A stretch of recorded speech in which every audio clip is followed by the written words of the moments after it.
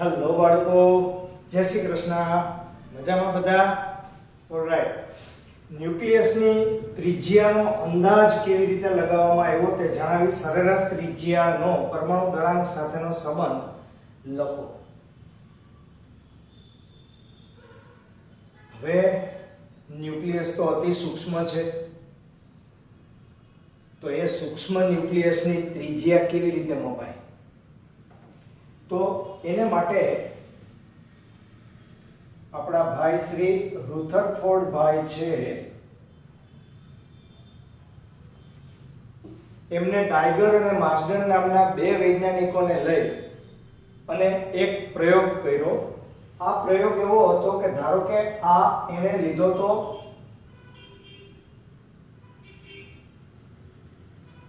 સોનાનો ન્યુક્લિયસ, અને સોનાના ન્યુક્લિયસ ઉપર અહીંથી એને મારો ચલાવ્યો 5.5 MeV ઉર્જા ધરાવતા આલ્ફા કણોનો. અને બહુ સિમ્પલ વસ્તુ હતી કે આલ્ફા કણ છે એ 2He4, મતલબ કે તેનો વિદ્યુતભાર ધન છે. તો રુથરફોર્ડનો ખ્યાલ એવો હતો કે આ આલ્ફા કણ છેક ન્યુક્લિયસના કેન્દ્ર સુધી પહોંચી શકે એવી પરિસ્થિતિ નથી, એટલે કે ન્યુક્લિયસમાં તે પ્રવેશ ન કરી શકે, કારણ કે ન્યુક્લિયસની અંદરનો વિદ્યુતભાર પણ ધન છે. એટલે આ આલ્ફા કણ આ ધન વિદ્યુતભાર સાથે કુલંબીય અપાકર્ષણ બળ લગાડે તો એ આલ્ફા કણ જે અંતર સુધી જાય તે અંતર ને આ ન્યુક્લિયસનું કેન્દ્રથી અંતર ગણો તો ત્રિજ્યા, અને બાકી સામેથી અંતર ગણો તો વ્યાસ, એટલે કે તેનું પરિમાણ, એટલે કે તેનું કદ એ મેળવી શકાય. એ કદનો એને અંદાજ પ્રાપ્ત કર્યો. એના અંદાજ પ્રમાણે, રુથરફોર્ડના અંદાજ પ્રમાણે આલ્ફા કણ 4 × 10⁻15 મીટર સુધી જતો હતો, પછી રિટર્ન થઈ જતો હતો. વાસ્તવમાં રિટર્ન ક્યારે થાય? હેડ-ઓન અથડામણ હોય તો હેડ-ઓન અથડામણ જ એને કરી હતી બરાબર મધ્ય બિંદુ આગળ, ત્યારે તે આલ્ફા કણ રિટર્ન ટુ બેક થતો હતો. પણ અન્ય વૈજ્ઞાનિકોએ અને ઘણા બધા ખ્યાલોએ એવું સાબિત કર્યું કે ભાઈ તમે 5.5 MeV જેટલી ઉર્જાના આલ્ફા કણનો મારો ચલાવો અને જે અંતર સુધી જાય એ અંતરને તમે જો ત્રિજ્યા ગણતા હો તો 5.5 MeV કરતા વધુ ઉર્જાવાળા કણો આપાત કરવામાં આવે તો કદાચ એવું બની શકે કે આ કણ વધુ અંતર સુધી જઈ શકે, કારણ કે 5.5 કરતા વધુ શક્તિશાળી કણો છે. તો એ કણો અંદર સુધી જઈ શકે, એટલે કે આની ત્રિજ્યા જે અંદાજવામાં આવી, બરાબર, એનું પરિમાણ જે અંદાજવામાં આવ્યું એ પરિમાણ આના કરતા ઓછું હોવું જોઈએ. આમ રુથરફોર્ડ નો પ્રયોગ અને તેના કરતા વધુ ઉર્જા ધરાવતા કણોને આપાત કરી અને મેળવેલા અંતરમાં થોડો ડિફરન્સ હતો. અને આવા બળો છે, અપાકર્ષીય બળો, એ લઘુઅંતરીય બળો છે. અને આ બંને પ્રયોગોને આધારે ત્રિજ્યાનો અંદાજ બાંધવામાં આવ્યો, પ્લસ અન્ય વૈજ્ઞાનિકોએ વધારે ઉર્જા ધરાવતા ઇલેક્ટ્રોનનો અલગ અલગ તત્વો ઉપર પ્રક્ષિપ્ત કરી મારો ચલાવી, બરાબર, અને તેની પરિમાણ અને ત્રિજ્યાનો અંદાજ બાંધવામાં આવેલો છે. અંદાજ, રાઈટ? અને એ અંદાજ બાંધતું સૂત્ર છે એ પણ આપણે યાદ રાખવાનું છે. R = R0 * પરમાણુ દળાંક ઉપર 1/3 ઘાત, જ્યાં R0 એ અચળાંક છે અને એની કિંમત 1.2 × 10⁻15 મીટર લેવામાં આવી, કે જે 1.2 ફર્મી જેટલી છે. કેટલી છે? 1.2 ફર્મી, કારણ કે 1 ફર્મી બરાબર 10⁻15 મીટર.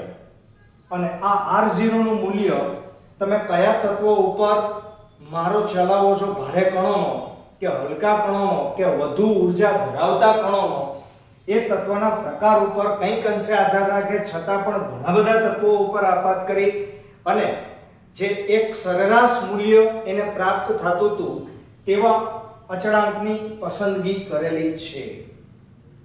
હવે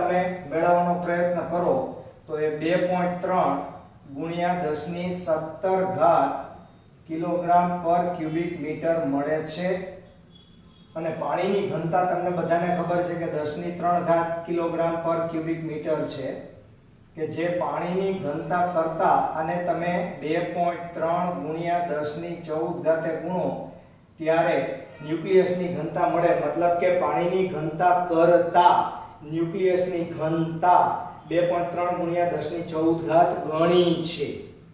બરાબર? હા, એટલું ચોક્કસ છે કે આમાં m અને r0 બંને અચળ હોવાને કારણે એનું કદ છે એ કેવું ગણવામાં આવે છે? અચળ. બરાબર? એમાં જો પરમાણુ દળાંક હતો પણ ઉડી ગયો, એટલે હવે એની ઘનતા છે એ પરમાણુ દળાંક ઉપર આધારિત નથી, પણ એનું કદ છે એ પરમાણુ દળાંક પર આધારિત છે. આવી બાબતમાં ઊંડે હજી તમે ઉતરો તો ઘણું જાણવા મળે એમ છે, પણ આપણી જે મર્યાદા છે એક્ઝામની એને ધ્યાનમાં રાખીને તમને સમજાવેલું છે. ઓકે, તો હવે હું બંને પ્રશ્ન નાના છે એ બંને લખી દઉં છું. રધરફોર્ડના આલ્ફા કણ પ્રકીર્ણનના પ્રયોગ પરથી ન્યુક્લિયસના પરિમાણનો અંદાજ મેળવ્યો. આ માટે ગાઇગર અને માર્સડન નામના બે વૈજ્ઞાનિકોએ 5.5 MeV ઉર્જા ધરાવતા આલ્ફા કણોનો પાતળા સોનાના વરખ ઉપર મારો ચલાવ્યો, પ્રતાડિત કર્યું. ત્યારે આલ્ફા કણ ન્યુક્લિયસના કેન્દ્રથી 4 ગુણ્યા 10⁻15 મીટર સુધી જ પહોંચી અને પાછું ફરતું હતું. આ અંતરને નજીકતમ અંતર કહે છે, જેનું કારણ આલ્ફા કણ અને ન્યુક્લિયસ વચ્ચેનું કુલંબીય અપાકર્ષી બળ છે. પરંતુ જો 5.5 MeV કરતા વધુ ઉર્જા ધરાવતા આલ્ફા કણોનો મારો ચલાવવામાં આવે તો સ્વાભાવિક વાત છે કે એની તાકાત વધુ છે, તો નજીકતમ બિંદુ વધુ નજીક એટલે કે આના કરતા પણ મળે. આમ જે અંતરથી રધરફોર્ડની ગણતરી જુદી પડી તે અંતર પરથી ન્યુક્લિયસનું પરિમાણ જાણી શકાય છે. એટલે આવા પ્રયોગો કરવાથી જ આપણને એ ખબર પડે. આલ્ફા કણોને બદલે ઝડપી ઇલેક્ટ્રોનને પ્રક્ષિપ્ત કણ તરીકે લઈ પછી તો અન્ય વૈજ્ઞાનિકો કામ કરે, જુદા જુદા તત્વોના લક્ષ્ય પર મારો ચલાવી તેના પ્રકીર્ણન પ્રયોગો પરથી વિવિધ તત્વોના ન્યુક્લિયસના પરિમાણ ચોકસાઈપૂર્વક માપવામાં આવેલા છે. એ પરમાણુ દળાંક ધરાવતા તત્વોના ન્યુક્લિયસોની ત્રિજ્યા નીચેના સૂત્ર પરથી મળે. યાદ રાખજો, આનો ઉપયોગ આપણે ખૂબ કરવાનો છે એટલે યાદ બરાબર રાખજો. આનો ઘન કરી નાખો એટલે અહીંયા r0 ઘન a ની 3 ઘાત આવે, જ્યાં r0 બરાબર 1.2 ફેમ્ટોમીટર = 1.2 × 10⁻15 મીટર કે જે અચળાંક છે અને તત્વના પ્રકાર ઉપર આધાર રાખે છે. ન્યુક્લિયસનું કદ v બરાબર 4/3 πr ઘન પરથી આ કિંમત અહીંયા મૂકી દો તમે આની જગ્યાએ, તો શું આવશે? r0 ઘન a. આ અચળ ને અચળ, તો v છે એ કોના સમપ્રમાણમાં થાય? a. એટલે કે કદ છે ન્યુક્લિયસનું એ જે તત્વનો તમે ન્યુક્લિયસ લીધો છે એના પરમાણુ દળાંક ના કેમાં છે? સમપ્રમાણમાં. અને આ કદને આધારે જ આપણે 2 માર્કનો અલગ પ્રશ્ન ઘનતા માટે લખશું. બરાબર? ઓકે.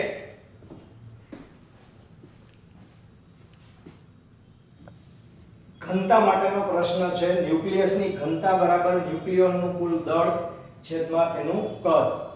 દરેક ન્યુક્લિયોન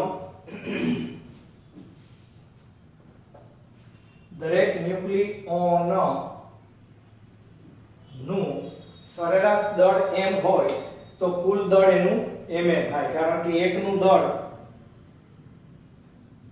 સરેરાશ દળ દરેક ન્યુક્લિયોન એકનું m, તો આ ન્યુક્લિયોનની સંખ્યા છે તો કુલ દળ તમને m નો a સાથે ગુણાકાર કરવાથી મળે. તથા ન્યુક્લિયસની ત્રિજ્યા r બરાબર r0 × a⁻³ પરથી તેનું કદ v = 4/3 πr0 ઘન a થાય.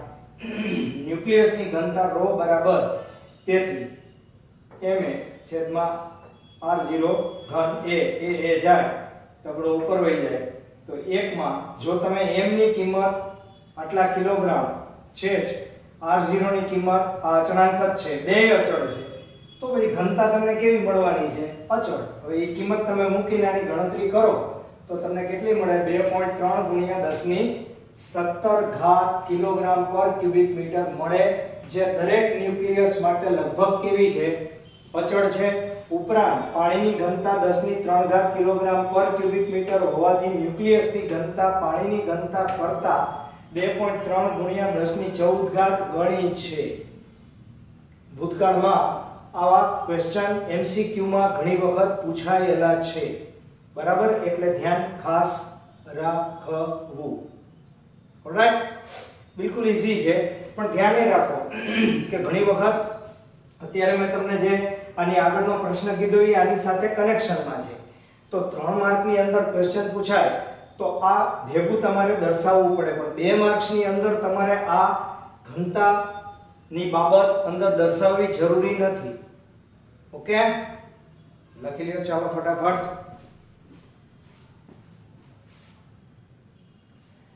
યસ બાળકો, આઈન્સ્ટાઈનના વિશિષ્ટ સાપેક્ષવાદની મદદથી દળ ઊર્જાની સમતુલ્યતા સમજાવો. તમને બધાને ખબર છે કે આઈન્સ્ટાઈને દળ અને ઊર્જા વચ્ચેનો સંબંધ E = mc² આપેલો છે.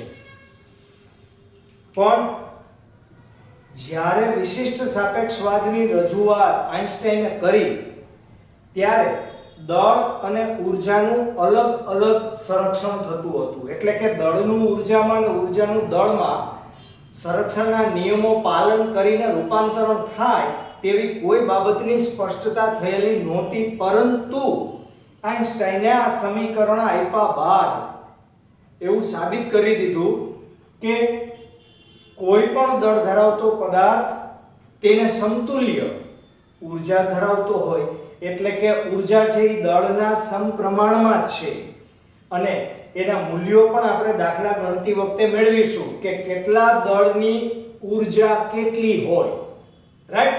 અને c છે એ તો શૂન્ય અવકાશમાં પ્રકાશનો વેગ છે જ, બરાબર? ઓલરાઈટ, તો હવે તમે જોઈ લ્યો એક વખત આઈન્સ્ટાઈને વિશિષ્ટ સાપેક્ષવાદ પરથી દળનું ઊર્જામાં અને ઊર્જાનું દળમાં રૂપાંતરણ થઈ શકે છે તેવું સૂચવ્યું, દર્શાવ્યું. આ પહેલા એવું માનવામાં આવતું હતું કે દળ અને ઊર્જાનું અલગ અલગ સંરક્ષણ થાય છે, એટલે દળનું ઊર્જામાં અને ઊર્જાનું દળમાં નહીં. પરંતુ આઈન્સ્ટાઈને એવું કીધું કે દળ એ ઊર્જાનું જ ભાઈ બીજું સ્વરૂપ છે અને એટલે કે દળનું કોઈ પણ પ્રકારની ઊર્જામાં અને ઊર્જાનું દળમાં રૂપાંતર આરામથી થઈ શકે. એવું નથી કે ભાઈ કોઈ એક જ પ્રકારની ગતિ ઊર્જાનું રૂપાંતર એ દળમાં થઈ શકે. આઈન્સ્ટાઈનના પ્રખ્યાત દળ ઊર્જા વચ્ચેનો સંબંધ E mc² માં m ને સમતુલ્ય ઊર્જા E મેળવી શકાય જ્યાં c બરાબર શૂન્ય અવકાશમાં પ્રકાશનો વેગ 3 × 10⁸ અથવા 2.99 તમે લ્યો તો પણ ચાલે. ઉપરોક્ત સમીકરણની પ્રાયોગિક ચકાસણી એ ન્યુક્લિયોન, ન્યુક્લિયસ, ઇલેક્ટ્રોન અને અન્ય કણ વચ્ચેની ન્યુક્લિયર પ્રક્રિયાઓ અથડામણોના આધારે કરવામાં આવેલી છે. એટલે કે પ્રક્રિયામાં ઊર્જા સંરક્ષણના નિયમ મુજબ જો દળ સાથે સંબંધિત ઊર્જાનો સમાવેશ કરવામાં આવે એટલે કે દળ અને ઊર્જા એકબીજાના ભાઈ છે એવું ગણવામાં આવે તો પ્રારંભિક ઊર્જા અને અંતિમ ઊર્જા બે હોય છે કેવી? સમાન. એટલે કે ઊર્જા સંરક્ષણના સિદ્ધાંતનું પણ 100% શું થાય છે? પાલન થાય છે. ઓકે, લખી લ્યો ચાલો ફટાફટ. યસ બાળકો, ન્યુક્લિયસની દળ ક્ષતિ સમજાવી તે ન્યુક્લિયસની બંધન ઊર્જાનું સૂત્ર મેળવો અને એક ન્યુક્લિયોનની બંધન ઊર્જા પણ સાથે સાથે સમજાવો. પ્રશ્નમાં જેટલું માંગે એટલો હંમેશા જવાબ આપો. હવે તમને બધાને ખબર છે કે ન્યુક્લિયસ છે, પહેલી વાત એ ન્યુક્લિયસની અંદર પ્રોટોન અને ન્યુટ્રોન બે મુખ્યત્વે કણો હોય. એ સિવાયના કણ પણ તેની અંદર હોય છે. તો તમે એવું વિચારો કે તમે આખા ન્યુક્લિયસનું દળ માપો અને એના પછી તમે તેમાંથી પ્રોટોન અને ન્યુટ્રોનને બહાર કાઢી અને તેનું એકલાનું દળ માપો તો સ્વાભાવિક વાત છે કે બાકીના જેટલા કણો છે અંદર પ્રોટોન ન્યુટ્રોન સિવાયના એને કદાચ તમે અવગણી નાખો બે ઘડી તો ન્યુક્લિયસનું દળ ઇક્વલ ટુ બહાર કાઢેલા પ્રોટોન ન્યુટ્રોનનું દળ થવું જોઈએ, કારણ કે પ્રોટોન ન્યુટ્રોન જ અંદર છે એવું આપણે માનીએ. પણ આવું થતું નથી. એટલે કે મુક્ત અવસ્થાના પ્રોટોન અને ન્યુટ્રોનનું દળ એ સ્થાયી ન્યુક્લિયસના દળ કરતા વધારે હોય છે અથવા ન્યુક્લિયસનું દળ ઓછું હોય છે. હવે એમાંથી તમે પ્રોટોન ન્યુટ્રોનને કાઢી લ્યો અને પ્રોટોન ન્યુટ્રોનને નાખી દો તો શું ફરક પડે? તો કે કાંઈ ફરક ના પડે દેખીતી રીતે, પણ છતાં આવું બનતું હતું અને બનતું હતું એટલે એને ક્ષતિ કહેવામાં આવે. બરાબર? તો મુક્ત અવસ્થાના પ્રોટોન અને ન્યુટ્રોનનું દળ તથા સ્થાયી ન્યુક્લિયસના દળ વચ્ચેના સૂક્ષ્મ તફાવતને દળ ક્ષતિ કહેવામાં આવે. અને આ દળ ક્ષતિ છે એને તમે c² વડે ગુણી નાખો તો સામે તમને જે ઊર્જા મળશે એ બાઇન્ડિંગ એનર્જી મતલબ કે બંધન ઊર્જા પ્રાપ્ત થશે. એટલે કે બાઇન્ડિંગ એનર્જી બરાબર ડેલ્ટા mc². એટલે કે તમે દળનું ઊર્જામાં રૂપાંતરણ કરો એને માટે આઈન્સ્ટાઈને આપણને E = mc² સૂત્ર આપેલું જ છે. એટલે કે દળ ક્ષતિને સમતુલ્ય ઊર્જાને તે તત્વની બંધન ઊર્જા કહેવામાં આવે. હવે તત્વોની સંખ્યા કેટલી? તો કે અસંખ્ય. દાખલા તરીકે તમારી પાસે 8O16 આવું એક તત્વ છે તો તમે જોઈ શકો છો કે 8O16 છે એમાં આ જે 16 દેખાય છે એ ન્યુક્લિયોનની સંખ્યા છે. કોની છે? ન્યુક્લિયોનની. રાઈટ? તો હવે તમે આની બંધન ઊર્જા શોધો. બંધન ઊર્જાનો મતલબ બંધન ઊર્જા શોધતા પહેલા શું શોધવું પડે? દળ ક્ષતિ. દળ ક્ષતિ ને અનુરૂપ તમે c² આરે ગુણાકાર કરી નાખશો એટલે શું મળી જશે તમને? બંધન ઊર્જા. અને જે બંધન ઊર્જા મળે એને તમે 16 વડે ભાંગી નાખો તો 16 કોણ છે? તો કે ન્યુક્લિયોનની સંખ્યા. બરાબર? અને ન્યુક્લિયોનની સંખ્યા વડે કુલ બંધન ઊર્જાને ભાંગી નાખો તો શું મળે? એક ન્યુક્લિયોન દીઠ બંધન ઊર્જા. હવે જુઓ, ન્યુક્લિયસ ન્યુટ્રોન અને પ્રોટોનનું બનેલું હોવાથી ન્યુક્લિયસનું કુલ દળ ઇક્વલ ટુ પ્રોટોન વત્તા ન્યુટ્રોનનું દળ હોવું જોઈએ, પરંતુ આમ નથી. એટલે કે મુક્ત અવસ્થાના પ્રોટોન અને ન્યુટ્રોનનું દળ સ્થાયી ન્યુક્લિયસના દળ કરતાં વધુ હોય છે. તેઓના તફાવતને દળ ક્ષતિ ડેલ્ટા એમ કહેવાય. ધારો કે કોઈ તત્વના મુક્ત અવસ્થાના પ્રોટોન અને ન્યુટ્રોનના દળ અનુક્રમે mp અને mn હોય તથા સ્થાયી ન્યુક્લિયસનું દળ m હોય તો દળ ક્ષતિ ડેલ્ટા m બરાબર zmp nmn m, જ્યાં z બરાબર પરમાણુ ક્રમાંક, પ્રોટોનની સંખ્યા અને n એટલે ન્યુટ્રોનની ટોટલ સંખ્યા. આ એક ન્યુટ્રોનનું દળ ગુણ્યા ન્યુટ્રોનની સંખ્યા, એક પ્રોટોનનું દળ ગુણ્યા પ્રોટોનની સંખ્યા, એટલે ટોટલ મુક્ત અવસ્થાના પ્રોટોન ન્યુટ્રોનનું દળ આવ્યું. એમાંથી સ્થાયી ન્યુક્લિયસ છે પ્રોટોન ન્યુટ્રોન સાથેનું એ તમે બાદ કર્યું તો આની જે બાદબાકી મળી એને શું કહેવામાં આવે? દળ ક્ષતિ કહેવામાં આવે. શું કહેવામાં આવે? દળ ક્ષતિ. બરાબર?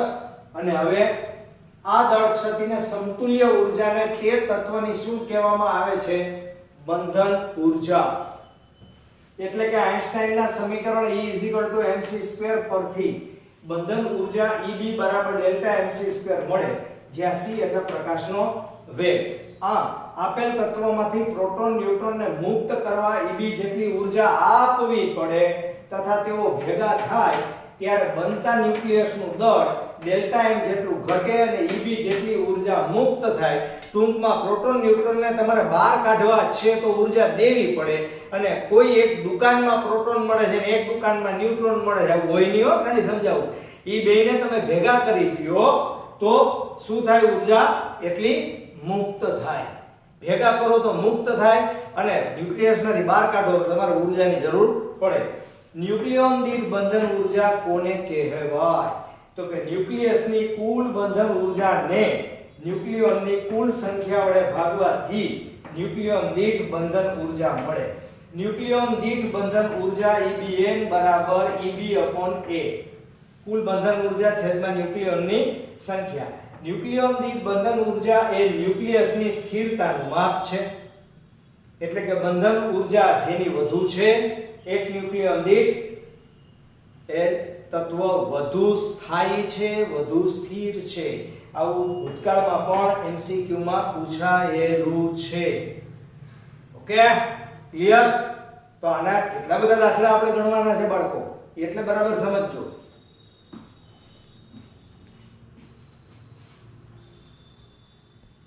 યસ બાળકો, ન્યુક્લિયોન દીઠ બંધન ઊર્જા વિરુદ્ધ પરમાણુ દળાંકનો આલેખ દોરી તેના નોંધપાત્ર મુદ્દા આપો.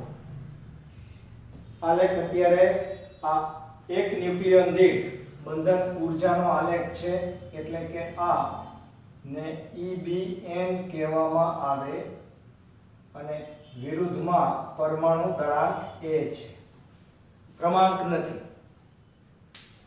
હવે આલેખ ઉપરથી આખા પ્રશ્નનો જવાબ તમારે આપવાનો છે કે જે હલકા તત્વો દેખાય છે, હલકાનો મતલબ આ હાઇડ્રોજન છે, હાઇડ્રોજન 3, લિથિયમ, પછીના નામ તમારે લખવાની જરૂર નથી, ફેરસ 56 અને ભારેમાં ભારે તત્વ 238. ઉપર જતા જાવ એમ એક ન્યુક્લિયોન દીઠ બંધન ઊર્જા વધતી જાય છે. એટલે કે સૌથી મહત્તમ બંધન ઊર્જા લોખંડની છે કે જેનો પરમાણુ દળાંક A બરાબર 56 છે. ઉપરાંત 30 જેનો પરમાણુ દળાંક 30 હોય અને જેનો પરમાણુ દળાંક 130 હોય, બરાબર 130 ઉપર એટલે 170 ની આજુબાજુ તમે કહી શકો. તો 30 થી 170 વચ્ચેના જેટલા તત્વો છે એ બધાની એક ન્યુક્લિયોન દીઠ બંધન ઊર્જા વધારે પણ છે અને અચળ પણ છે, જેવું સૂચવે છે કે એટલો વિસ્તાર બંધન ઊર્જાની દ્રષ્ટિએ હાઈટ ઉપર છે અને જેમ કોઈ તત્વની બંધન ઊર્જા વધુ તેમ તે તત્વો વધુ સ્થિર, વધુ સ્થાયી હોય. તો લોખંડ છે એ સૌથી સ્થાયીમાં સ્થાયી તત્વ છે. આના ઉપરથી એ નિષ્કર્ષ કાઢી શકાય કે વચગાળાના દ્રવ્યમાન ધરાવતા પદાર્થો છે એની બંધન ઊર્જા એક ન્યુક્લિયોન દીઠ બંધન ઊર્જા અચળ છે. પણ તમે ભારે તત્વ તરફ જતા જાઓ તો એક ન્યુક્લિયોન દીઠ બંધન ઊર્જા ઘટતી જાય. દાખલા તરીકે યુરેનિયમ ભારે તત્વ છે તો એની એક ન્યુક્લિયોન દીઠ બંધન ઊર્જા 7 ની આસપાસ છે, જ્યારે લોખંડ છે એની બંધન ઊર્જા 8.75 છે, એટલે કે સૌથી વધારે છે. તો લોખંડ કરતા યુરેનિયમ ભારે છે છતાં તેની બંધન ઊર્જા ઓછી છે. લોખંડ કરતા lithium, hydrogen, helium, carbon, nitrogen આ બધા હલકા છે તો એની પણ બંધન ઊર્જા ઓછી છે. જેની બંધન ઊર્જા ઓછી એ અસ્થાયી કહેવાય અને જેની બંધન ઊર્જા વધારે તે સ્થાયી કહેવાય. બરાબર? તો હવે નજર કરી લ્યો. હલકાથી ભારે તત્વ માટે આકૃતિમાં એક ન્યુક્લિયોન દીઠ બંધન ઊર્જા વિરુદ્ધ પરમાણુ દળાંક એનો આલેખ દર્શાવેલો છે. તેના નોંધપાત્ર મુદ્દાઓ: વચગાળાના એટલે કે મધ્ય ભાગના પરમાણુ દળાંક 30 થી 170 વચ્ચે ધરાવતા ન્યુક્લિયસો માટે એક ન્યુક્લિયોન દીઠ બંધન ઊર્જાનું મૂલ્ય સૌથી વધુ છે તથા અચળ છે, જે તે તત્વના પરમાણુ ક્રમાંક પર આધારિત નથી. પરમાણુ ક્રમાંકની એની હારે કોઈ નિસ્બત નથી. આલેખમાં A બરાબર 56 એટલે કે લોખંડ માટે એક ન્યુક્લિયોન દીઠ બંધન ઊર્જાનું મૂલ્ય સૌથી વધુ એટલે કે 8.75 MeV જેટલું છે, જ્યારે A બરાબર 238 એટલે કે યુરેનિયમ જેવા ભારે તત્વ માટે આ મૂલ્ય 7.6 MeV જેટલું છે, એટલે કે ઓછું છે. આમ હલકા ન્યુક્લિયસ 30 થી નીચે અને ભારે ન્યુક્લિયસ 170 થી વધુ માટે EBN નું મૂલ્ય કેવું હોય છે? નાનું. એટલે કે વચગાળાના દ્રવ્યમાન ધરાવતા પદાર્થો છે એને માટે ખૂબ જ વધારે છે. આમ આલેખ ઉપરથી નોંધપાત્ર મુદ્દા આટલા છે, પણ આ આલેખ ઉપરથી આપણે ઘણું સૂચવી શકીએ. તો વધારાના એક પ્રશ્ન આપણે આના ઉપરનો જ લખવો પડે, કારણ કે હજી આમાં ઊંડે ઉતરવાનું છે આપણે, પણ આવડો મોટો પ્રશ્ન ન પૂછે. બરાબર? એટલે હવે જે મુદ્દા લખવાના છે એ પ્રશ્ન આપણો બદલી જશે. વાત એકની એક જ છે. આપણે એક ન્યુક્લિયોન દીઠ બંધન ઊર્જા માટે નોંધપાત્ર મુદ્દાની જ ચર્ચા કરવાની છે બાળકો. બરાબર? તો હવે જુઓ એના પછીના ક્વેશ્ચનમાં, એટલે કે આ પ્રશ્ન ઓલરેડી કન્ટિન્યુડ છે, પણ પ્રશ્ન હું બદલાવી નાખીશ કે જે આના પછી લખીશ. ઓકે? તો એક ન્યુક્લિયોન દીઠ બંધન ઊર્જા વિરુદ્ધ પરમાણુ દળાંકનો આલેખ આપણને હમણાં જ મેં કીધું એવું સૂચવે છે કે વચગાળાના દ્રવ્યમાન ધરાવતા પદાર્થો છે એની એક ન્યુક્લિયોન દીઠ બંધન ઊર્જા સૌથી વધારે છે, એટલે કે તે સ્થિર છે, સ્થાયી છે. બીજું, તેમાંથી ન્યુક્લિયોનને મુક્ત કરવા માટે વધારેમાં વધારે ઊર્જાની જરૂર પડે. હવે હું તમને જે સમજાવું છું એ ધ્યાનથી સમજજો. ધારો કે આ કોઈ એક તત્વનું ન્યુક્લિયસ છે, આ છે ન્યુક્લિયસનું કેન્દ્ર છે. હવે ન્યુક્લિયોનની સંખ્યા એટલે કે પ્રોટોન અને ન્યુટ્રોનની સંખ્યા, પ્રોટોન વચ્ચે હંમેશા અપાકર્ષી બળ લાગે એટલી તો તમને ખબર છે. ન્યુટ્રોન કોઈ ઉપર આકર્ષી કે અપાકર્ષી બળ ન લગાડે છતાં પ્રોટોન અને ન્યુટ્રોન વચ્ચે કોઈ ભેદ ન હોવાને લીધે આપણે એને સહિયારું નામ ન્યુક્લિયોન આપેલું છે. હવે આ પ્રોટોન અને ન્યુટ્રોનની સંખ્યા વધતી જાય તેમ તેમ પ્રોટોન વચ્ચેનું અપાકર્ષણ બળ વધતું જાય. આ અપાકર્ષી બળ એક ગુરુ અંતરીય છે, એટલે કે દૂર રહેલા પ્રોટોન વચ્ચે પણ અપાકર્ષી બળ લાગે. આ હું જે બોલું છું લખવાનું નથી, સમજવાનું છે. હવે આ ન્યુક્લિયસની અંદરના ભાગમાં અન્ય કોઈ એવું બળ લાગતું હોવું જોઈએ કે જે પ્રોટોન અને ન્યુટ્રોનને સહિયારા સાચવી રાખી શકે. આવા બળને પ્રબળ બળ કહેવાય અથવા ન્યુક્લિયર બળ કહેવાય. અને આવું જે ન્યુક્લિયર બળ છે, ધ્યાનથી સમજજો, આવું ન્યુક્લિયર બળ છે એ લઘુ અંતરીય છે અને એ બળ આકર્ષી પ્રકારનું બળ છે. ટૂંકમાં પ્રોટોન વચ્ચે લાગતું અપાકર્ષી બળ એ ગુરુઅંતરીય છે, જ્યારે એ પ્રોટોનને એક સાથે જકડી રાખતું કુદરતી જે બળ છે ન્યુક્લિયર બળ એ લઘુ અંતરીય છે. એટલે કે નજીકના વિસ્તારમાં જ આ બળ લાગે છે. એટલા માટે કેન્દ્રની એકદમ નજીકમાં જેટલા પણ પ્રોટોન ન્યુટ્રોન હશે તેના ઉપર જ આ બળ અસ્તિત્વ ધરાવે. એટલે એનો અર્થ એમ થાય કે જો બહારથી કોઈ નવા ન્યુક્લિયોનને દાખલ કરવામાં આવે તો તે સપાટી ઉપર જ હોય છે અને સપાટી ઉપર હોવાને કારણે ઓલા બળમાં કોઈ જ ફરક પડતો નથી. એ ન્યુક્લિયર બળ એમ છે, એ બધા જ ન્યુક્લિયોન એને સ્થિતિમાં જ છે. હવે જો આ આકર્ષીનો જે વિસ્તાર છે પ્રોટોન ન્યુટ્રોનનો, એ વિસ્તારની અંદરના ભાગમાં તેના પડોશમાં કોઈ p નામનો ન્યુક્લિયોન હોય અથવા p પડોશી હોય તો તેના ઉપર આનું બળ લાગશે ખરું. પણ જો એ આ વિસ્તારની બહાર હશે તો તેના ઉપર બળ નહીં લાગે. તો એક ન્યુક્લિયોન તમે જો ઉમેરતા જાઓ તો એનું બળ p * k જેટલું હોય, જ્યાં k એટલે ન્યુક્લિયર બળનો વધારો થતો જાય એને માટેનો ગુણક કે જેનો એકમ પણ બળનો જ એકમ છે. એ એક અચળાંક છે અને એ સંખ્યા વધતી જાય તેમ ન્યુક્લિયર બળ વધતું જાય તેનું સૂચન કરે છે. પણ આ જો પડોશી પરમાણુની નજીક આવે એટલે કે આ વધારાનો પરમાણુ છે એ અંદરના વિસ્તારમાં હોય તો જ તેના ઉપર ન્યુક્લિયર બળની અસર થાય. એ બહારની ધાર ઉપર હશે તો તેના ઉપર કોઈ અસર થતી નથી. એટલે કે તમે આવર્ત કોષ્ટકમાં જેમ આગળ જતા જાઓ તેમ આગળ ઉપર આપણે ક્વેશ્ચન આવશે કે ન્યુટ્રોનની સંખ્યા વધતી જશે. પ્રોટોનની સાપેક્ષમાં ન્યુટ્રોનની સંખ્યા વધતી જાય. શું કામે? કારણ કે પ્રોટોન વચ્ચેના અપાકર્ષી બળને સમતોલે તેટલું ન્યુક્લિયર બળ ઉત્પન્ન કરવા માટે ન્યુટ્રોનની સંખ્યા વધારવી જરૂરી છે. એની મેળે જ વધતી જાય. કુદરતનો ક્રમ છે આ. બરાબર? તો હવે છેલ્લા બે મુદ્દા કે જો A બરાબર 240 પરમાણુ દળાંક ધરાવતો કોઈ પરમાણુ હોય, ન્યુક્લિયસ હોય, તો આ ન્યુક્લિયસની બંધન ઊર્જા કરતા A બરાબર 120 વાળાની બંધન ઊર્જા વધારે હોય.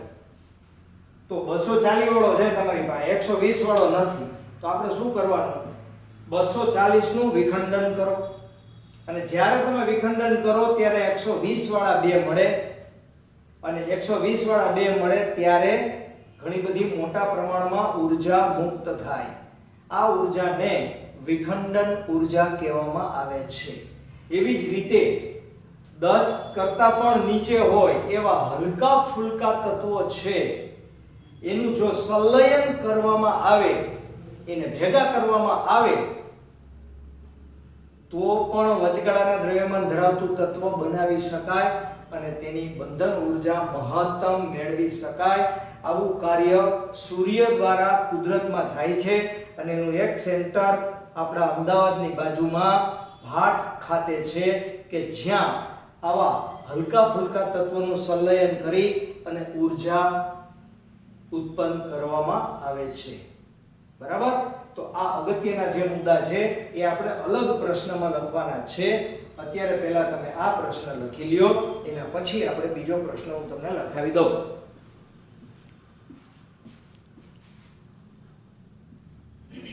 ન્યુક્લિયોન દીઠ બંધન ઊર્જા વિરુદ્ધ પરમાણુ દળાંકના આલેખ પરથી મળેલ અવલોકન પરથી મળે નિષ્કર્ષ લખો. એટલે આપણો આગળનો પ્રશ્ન હતો એ તો તમને સમજાઈ ગયો. એના આધારે જ આપણે આ નિષ્કર્ષ મેળવવાનો. મેં તમને આ નિષ્કર્ષ સમજાવ્યા.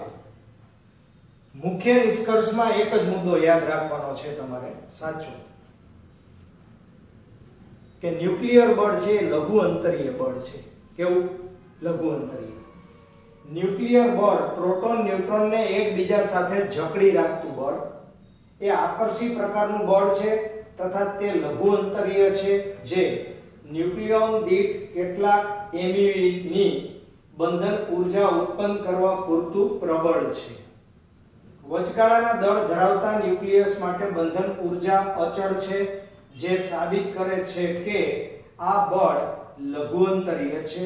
વળી આ ન્યુક્લિયસો સ્થાયી છે, તેથી તેમાંથી ન્યુક્લિયોનને મુક્ત કરવા વધુ ઊર્જા આપવી પડે. પરંતુ મોટા ન્યુક્લિયસની અંદરના મધ્ય બિંદુની નજીક વિસ્તારમાં રહેલા ન્યુક્લિયોન માત્ર તેના પડોશી ન્યુક્લિયોન પર જ આ બળ લગાડે છે, પરંતુ દૂર રહેલા ન્યુક્લિયોન્સ પર આ બળ અસર કરતું નથી. હવે ધારો કે આ બળની અવધિની અંદર બીજા p પડોશી ન્યુક્લિયોન્સ હોય તો તેની બંધન ઊર્જા આ p પડોશી ન્યુક્લિયોન્સ છે એની ઊર્જાના સમપ્રમાણમાં હોય. એટલે કે બંધન ઊર્જા સમપ્રમાણમાં p, તેથી બંધન ઊર્જા બરાબર p k, જ્યાં k અચળ છે, જેનું પરિમાણ પણ ઊર્જાનું જ પરિમાણ છે. જો આ ન્યુક્લિયસમાં બીજા ન્યુક્લિયોન ઉમેરવામાં આવે તો ઉમેરેલા ન્યુક્લિયોન્સ વડે બંધન ઊર્જા વધતી નથી, કારણ કે મૂળ ન્યુક્લિયોન સપાટી પર નહીં પરંતુ અંદરના વિસ્તારમાં જ હોવાથી ઉમેરેલા ન્યુક્લિયોન્સ અંદરના ભાગમાંના ન્યુક્લિયોનની બંધન ઊર્જા વધારી શકતા નથી, કારણ કે ઓલા જે નવા ઉમેરો હોય તો સપાટી ઉપર જ હોય, એ અંદર ના જાય. આપેલ ન્યુક્લિયોન માત્ર તેની નજીકના ન્યુક્લિયોનને જ અસર કરે છે, બીજા કોઈને ડિસ્ટર્બ ન કરે, અને તેથી તે સંતોષી છે. એટલે કે આ ગુણધર્મને ન્યુક્લિયર બળનો સંતૃપ્તતાનો ગુણધર્મ કહેવામાં આવે છે. ઓકે, એ બરાબર 240 ધરાવતા ભારે ન્યુક્લિયસની બંધન ઊર્જા એ બરાબર 120 ધરાવતા ન્યુક્લિયસ કરતા ઓછી હોય છે, અને તેથી જો એ બરાબર 240 ધરાવતા ન્યુક્લિયસનું વિખંડન કરી એ બરાબર 120 વાળા ન્યુક્લિયસ બને તો ન્યુક્લિયોન દીઠ બંધન ઊર્જાનું મૂલ્ય વધે. આ સ્થિતિમાં પણ ઊર્જા મુક્ત થાય, અને આ પ્રક્રિયાને ન્યુક્લિયર વિખંડનની પ્રક્રિયા કહેવાય. વિખંડનની પ્રક્રિયામાં પણ ઊર્જા મુક્ત થાય વિપુલ પ્રમાણમાં. આ જ રીતે ખૂબ જ હલકા ન્યુક્લિયસને ભેગા કરી અને મધ્યમ દળ ધરાવતા ન્યુક્લિયસ બનાવવામાં આવે તો પણ ઊર્જા મેળવી શકાય છે, જેને ન્યુક્લિયર સંલયન કહેવામાં આવે છે. Alright, clear? તો આટલી થિયરી બરાબર તમે કરી નાખો બાળકો. હવે પછીના લેક્ચરમાં આપણે દાખલા ગણવાના છે. ઓકે, જય શ્રી કૃષ્ણ.